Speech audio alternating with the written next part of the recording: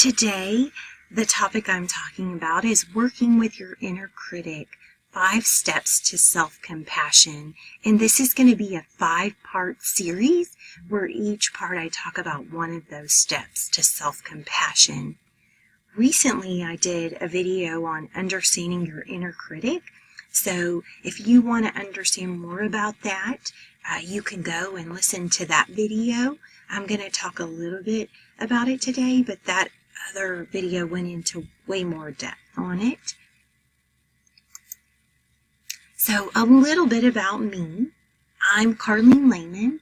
I'm a licensed marriage and family therapist, and I have a private practice in Austin, Texas.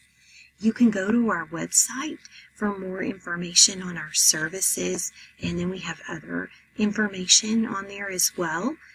It's www.relationshipsmatteraustin.com, and I see individuals, couples, and families, and they come to me because they want to increase connection. They want to feel closer. They're having some things that are getting in the way between them and their loved ones or coworkers, or, it can be lots of different relationships that we can seek support for. And then they also want help with their communication, and I help with that a lot. And then just have more cooperation in their relationships to know and work from the framework that they are on the same team and they're there for each other. So who can relate? This comic, I love it. It says, "Hey, it's me. What you doing?" And then the person writes 4 o'clock in the morning. "It's 4 a.m., inner critic. I'm trying to sleep. What do you want?" Isn't that the truth, right? Oh my gosh, how many times do you get woken up and you have some negative thoughts, or it's hard to go to bed because they're just going? And it says, "Oh, nothing really.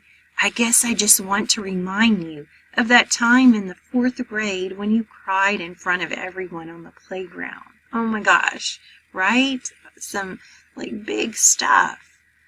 And that other time you embarrassed yourself at your best friend's wedding doing that stupid dance. And the time you were wearing that hat. Oh, that hat. Oh my gosh, right? Our brain, that inner critic, it's about being critical and judgmental and blaming, and it pops up at times when we are trying to do other stuff and is just getting in the way, right?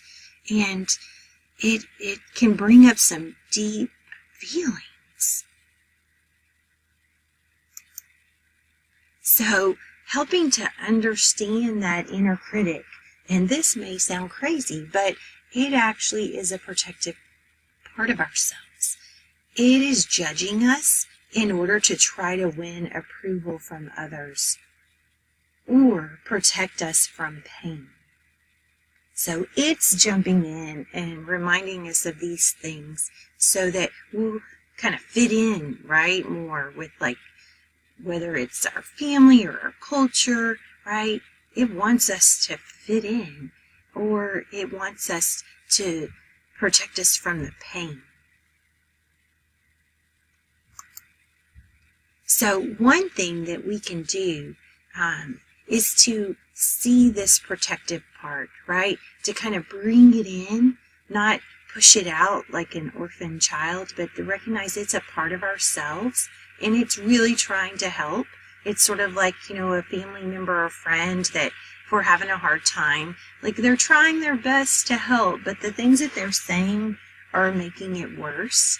Well, that's what this is. This is like a well-intentioned, family member or friend that it doesn't know exactly what to do.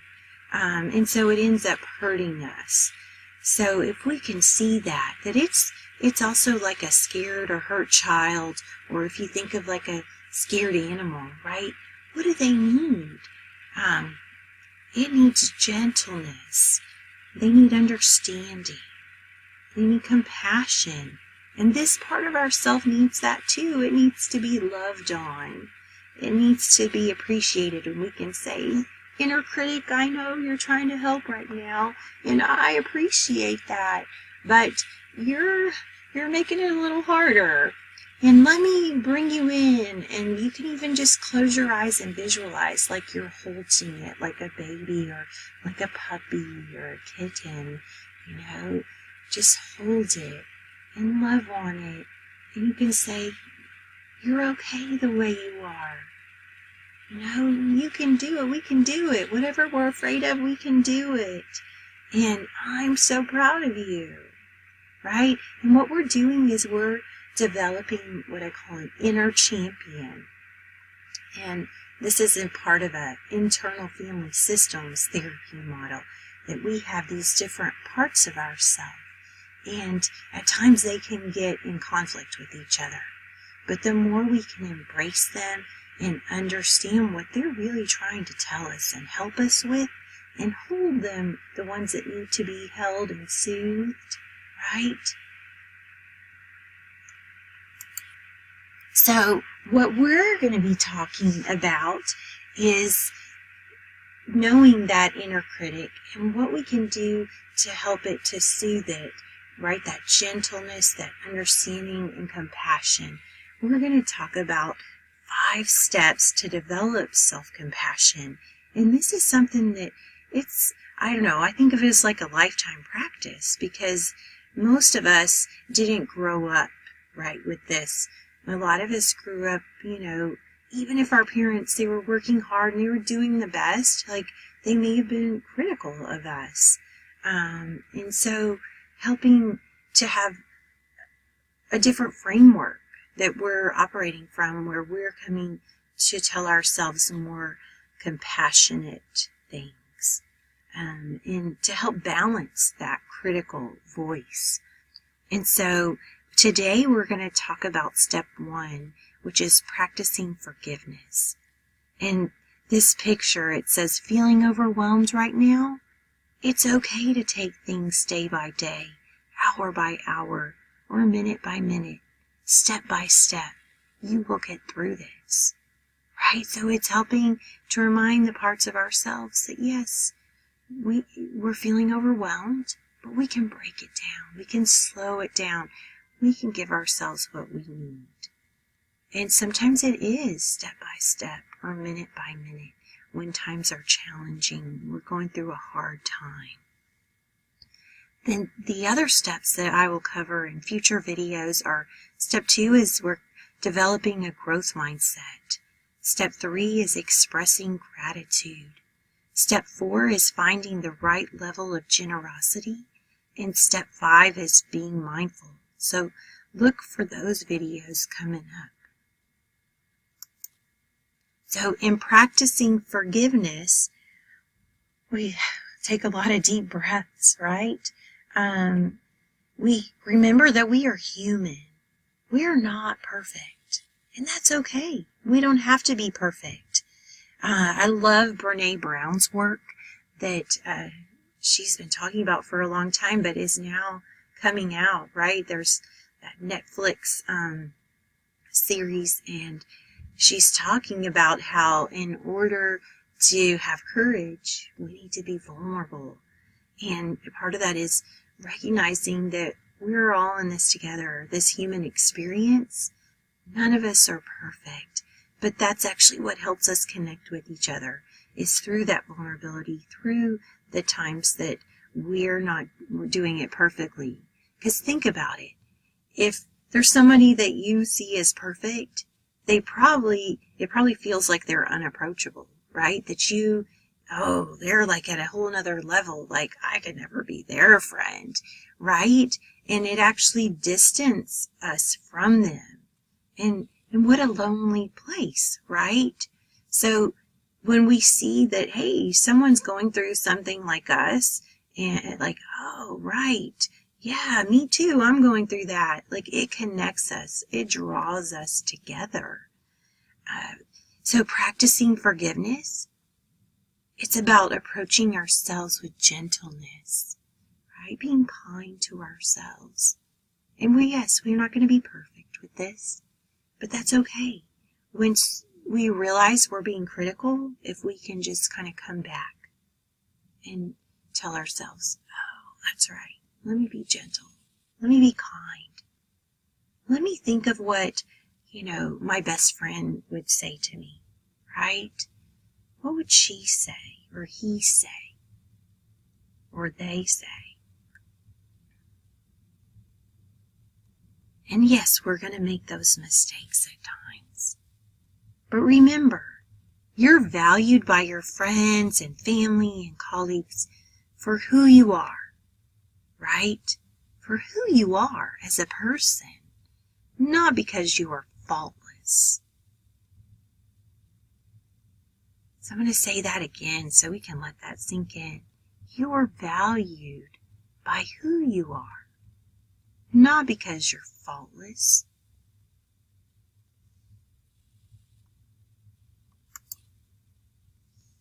So with practicing forgiveness, we want to become aware of where we derive a sense of self-worth. And oftentimes, a lot of us have grown up. And like I said, the people who are well-intentioned, or somehow we picked up these thoughts or beliefs. And they may not have meant it that way. But especially if we were really good at some things, we may have derived our self-worth from that performance, right? Or what seemed like perfection if we really excelled, like at a musical instrument or a sport or school or, some talent, or just like by making people laugh, like having that comedic kind of ability. But that there's more than just that. And so yours might have been something different. But what we call that is, we call it extrinsic, like motivation. It's coming from an external source outside of ourselves. And as we get older, what we want to start to develop in this practice of self-compassion helps with this is what we call internal motivation. It comes from in us, this self-worth. Right? From our deepest core, that we know we are worthy and we are lovable and we are enough. And so that's a part of what these 5 steps are helping us to do. We understand that you do not need to be a certain way to be worthy of love. And we may have received so many messages that were contrary to that. That's very common, but we're starting to be gentle and develop a new practice, a new way. And it may take time. You may listen and go, what? I don't think so. That, I do have to be a certain way to be lovable. Well, I invite you to just kind of sit with the idea, right? That you are worthy of love because you are human. You are human. We are all worthy of love. And it's great to set up reminders for ourselves because this may not come so naturally. That's very common too. So one idea is you could post some sticky notes around where you'll see them that remind you to be gentle and kind with yourself.